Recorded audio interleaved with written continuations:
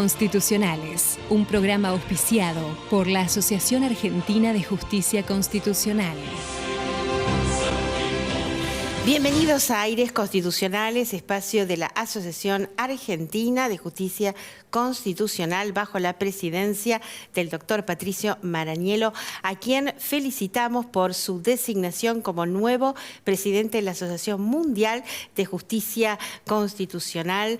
Le deseamos el mayor de los éxitos en su gestión, que descontamos, dado el sostenido e incansable esfuerzo y labor que él realiza para la defensa y difusión de los derechos y garantías constitucionales y convencionales. Asimismo, felicitamos al presidente saliente, Eduardo Andrés Velandia Canosa, por su excelente labor desarrollada durante el término de sus funciones.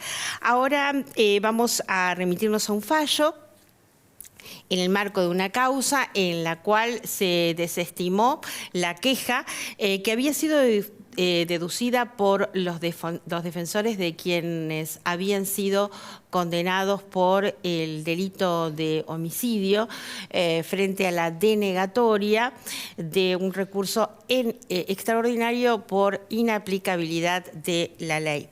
Contra dicho pronunciamiento, la defensa oficial interpone un recurso extraordinario federal, fundando dicho recurso en la doctrina de arbitrariedad de las sentencias, que fue denegado y así presentada la pertinente queja. En dicho recurso, el defensor oficial señaló que la desestimación de la queja se había aplicado un excesivo rigorismo formal y que esto había dejado a los condenados, a los en su momento imputados, en un estado de indefensión, puesto que se había advertido la dudosa y deficiente técnica recursiva de los profesionales que los asistían en esa instancia, privándolos de una adecuada revisión de la condena.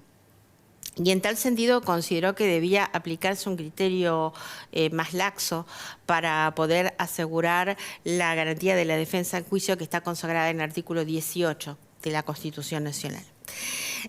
Interviene el Procurador General de la Nación interino, el doctor Eduardo Casal, quien en su dictamen recordó que la Corte ha establecido que en materia criminal, cuando se encuentran en juego los derechos a la libertad y al honor, deben extremarse los recaudos para garantizar el derecho a la defensa, siendo de equidad y de justicia, apartarse del rigor del derecho para poder reparar la ignorancia que pudieran tener de las leyes los acusados e incluso del descuido de su defensor, asegurando así la realidad sustancial de dichos derechos, y que la negligencia de los abogados defensores no debe perjudicar a los imputados. En el marco del examen de los autos, el procurador opinó que se había configurado un estado de indefensión, tal como lo alegó el recurrente en el recurso, con reiterados déficits formales por parte de los profesionales que asistían a los imputados, deficiencias formales de entidad suficiente que provocaron ese estado de indefensión, según la opinión del procurador, afectándose la garantía del debido proceso y la tutela judicial efectiva. La Corte compartió e hizo suyos los fundamentos y las conclusiones del procurador, hizo lugar a la queja, declaró admisible el recurso extraordinario y determinó dejar sin efecto la sentencia apelada, esto con los fallos de los doctores Rosenkratz, Maqueda y Lorenzetti, con disidencia del doctor Rosati, ordenando que vuelvan los autos al tribunal de origen a fin de, por quien corresponda, se dicta una nueva sentencia conforme a lo expresado. Ahora vamos a una breve pausa y ya volvemos con más Aires Constitucionales. Aires Aires Constitucionales, un programa auspiciado por la Asociación Argentina de Justicia Constitucional.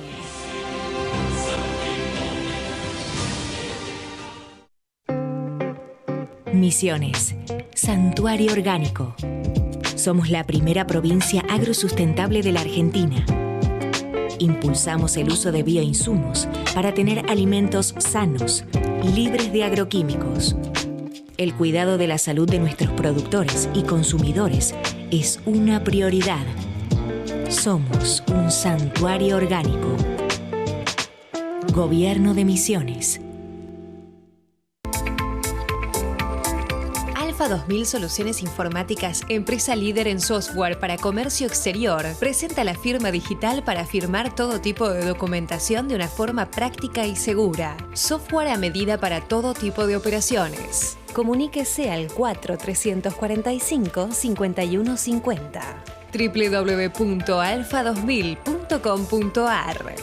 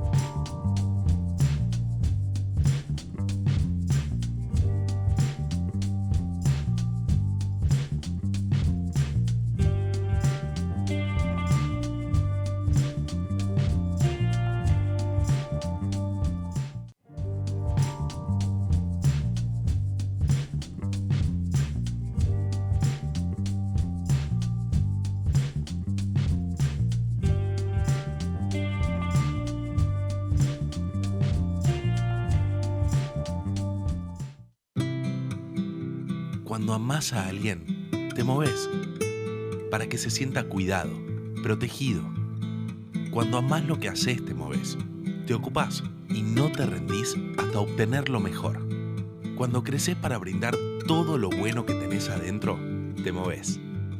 Por eso en OSME nos movemos con lo último y lo mejor, para vos y tu familia, porque vos nos movés. OSME, tu salud nos mueve.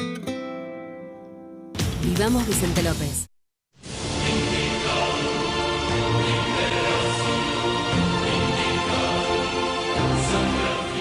Bien, y aquí seguimos en Aires Constitucionales hoy con nuestra invitada especial, la doctora María Isabel Íñigo Petralanda, que es abogada bioeticista, miembro del Comité de Ética e Investigación en la Universidad Católica Argentina, embajadora de Women Economic Forum del Caribe, autora de capítulos de libros y publicaciones académicas y científicas, disertante y speaker en congresos nacionales e internacionales, además de tantas otras menciones que podríamos hacer de su CV. ¿Cómo estás, amiga querida?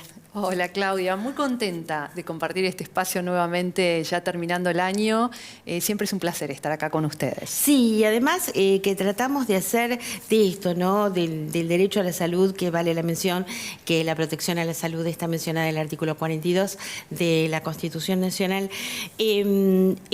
Tratamos que la gente se acerque a estas temáticas desde un lugar, desde un lenguaje amigable. Es decir, si bien sin reñirnos con la ciencia, pero que se pueda entender fácilmente. Y vos tenés ese don.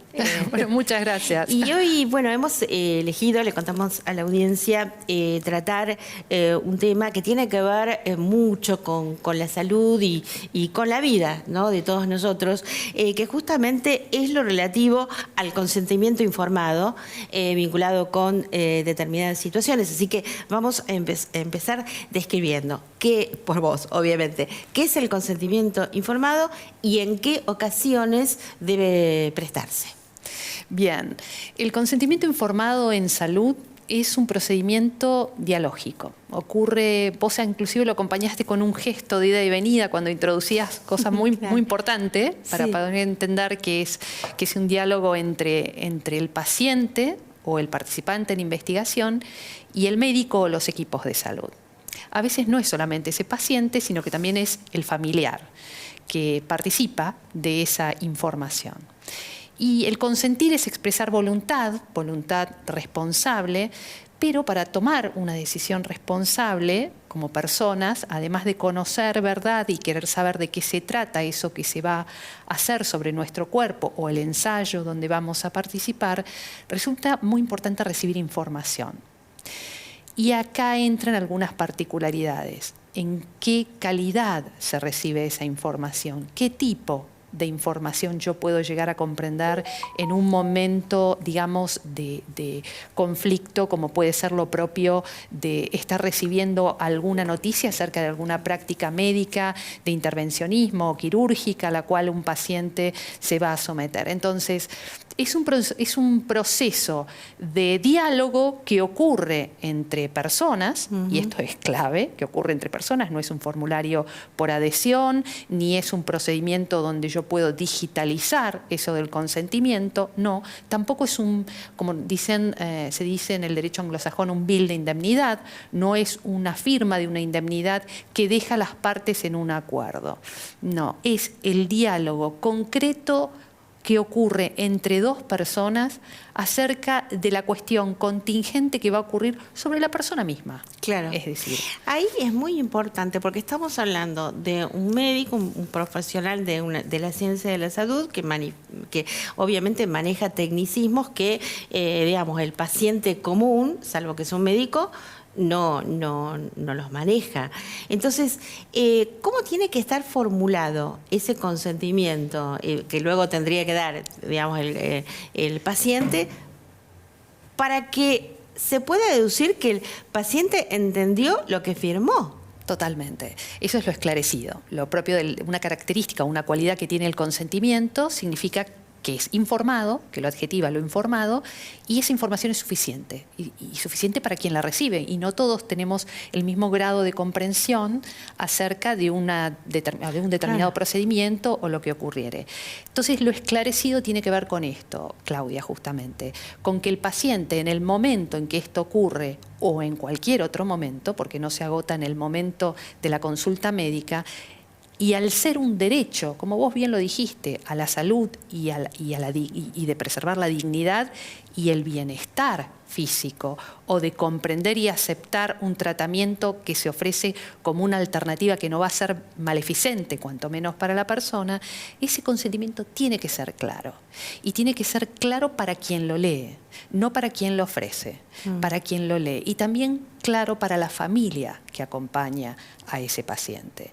Y no tiene que ser escrito, salvo que se trate de alguna práctica de tipo quirúrgica donde en los procesos de calidad se requiere por intervenir muchas partes que ese procedimiento quede en un proceso escrito, pero no para disparar un seguro, si bien lo implica. Es decir, lo jurídico en cuanto a indemnidad está implicado en un proceso cuyas características son antropológicas. Si falla el diálogo antropológico entre partes, si falla esa cuestión humana de comprensión dialógica, lo jurídico no puede satisfacer nada, más que compensar a las partes en cuestiones que no se compensan, Claudia. Un tratamiento, supongamos una cirugía simple, una cirugía de una catarata.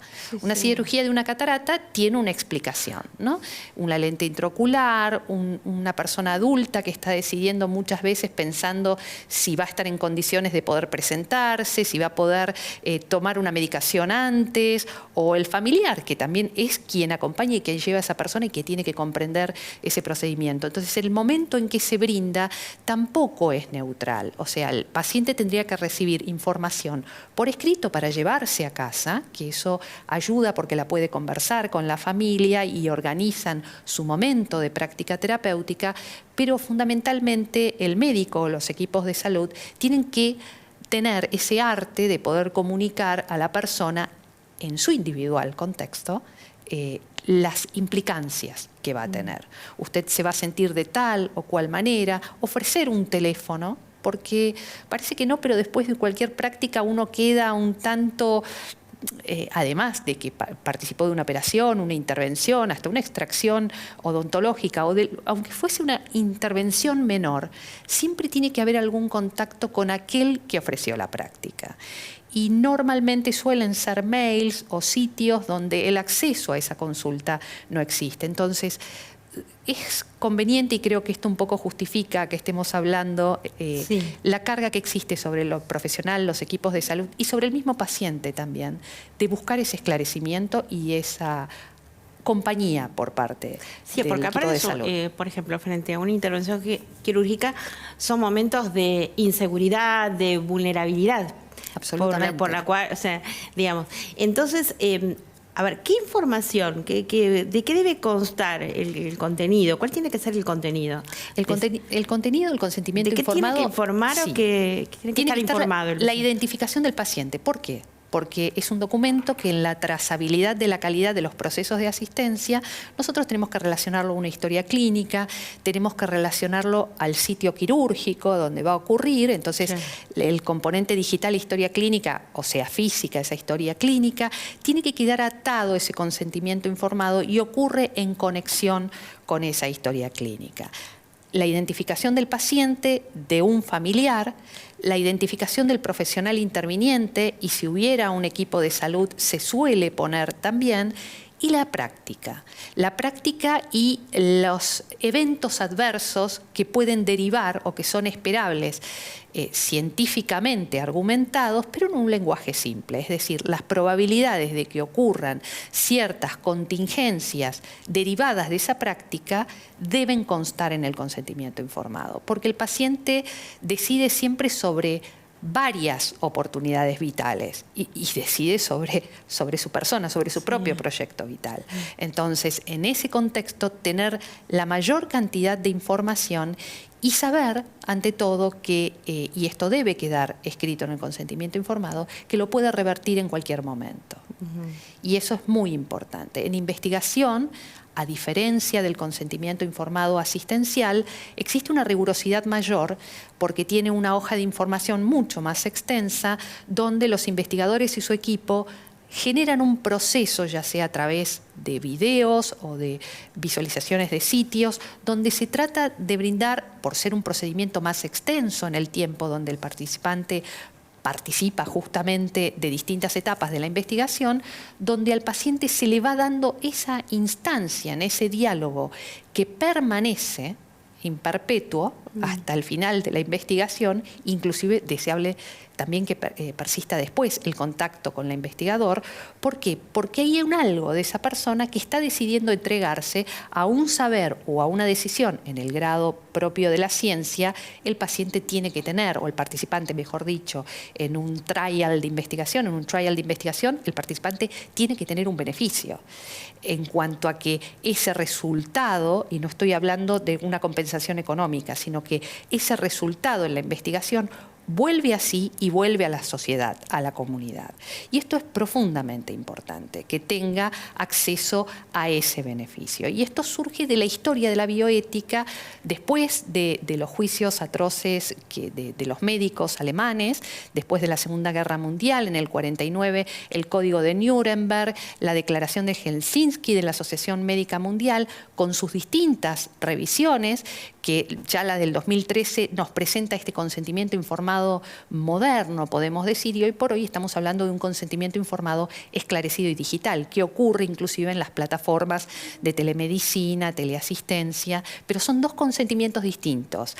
Si bien van a la misma naturaleza, proteger al participante o al paciente, la dinámica de uno en investigación y la dinámica de asistencial es un poco diferente. Isabel, voy a hacerte otra pregunta. La audiencia te está escuchando y dice, lo que dice la doctora a mí no me pasó. Es decir, a mí me dieron un formulario para llenar, firme acá. Bueno, sí, quien se plantea y se formula esa pregunta ocurre la mayoría de las veces. ¿Es lo deseable? No. ¿Es lo que nos asegura el derecho? Y ahí vemos la parte chiquita que el derecho puede proteger en esto. Porque los actos antropológicos, médicos, tienen como una forma más manifiesta la cuestión de que lo dialógico, lo consensuado, tiene que necesariamente ocurrir. En la mentalidad jurídica nosotros pensamos que ese procedimiento satisface, pero inclusive un abogado, ambas somos abogadas, no somos abogadas cuando nos vamos a atender. Somos pacientes vulnerables o somos participantes en investigación vulnerables. Lo que abunda es el supuesto que vos acabás de describir.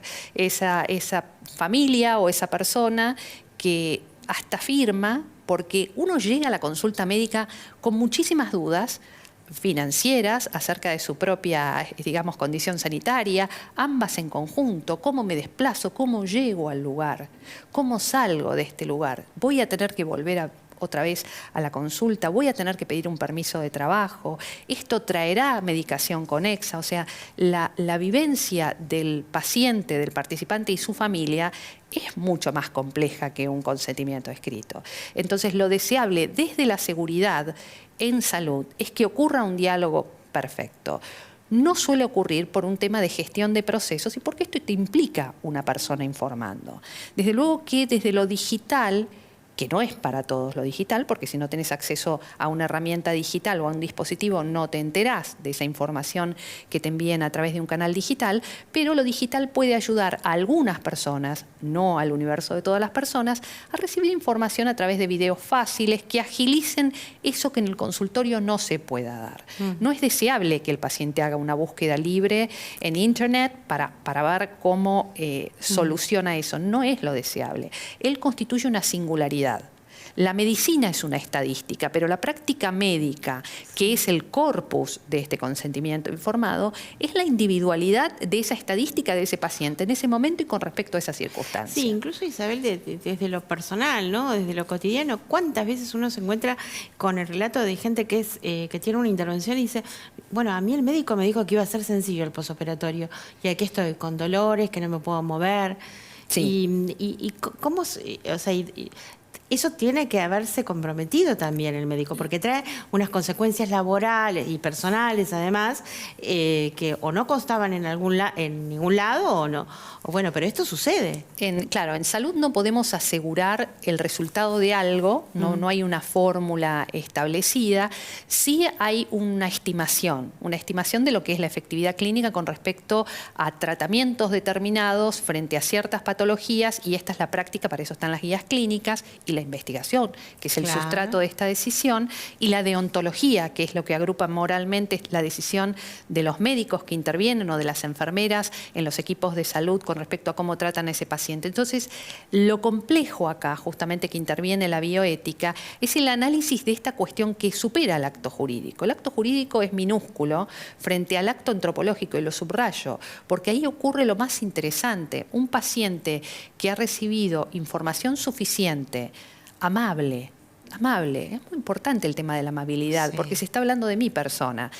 Un tercero está hablando acerca de mi condición de salud. Que te miran a los ojos cuando te hablan también. Sí, que te miran los médicos a los ojos. Que ocurra esa conciencia empática con respecto al ser humano. Y sobre todo porque quien va a un consultorio puede ir para prevención, pero si está firmando un consentimiento informado es para un acto específico.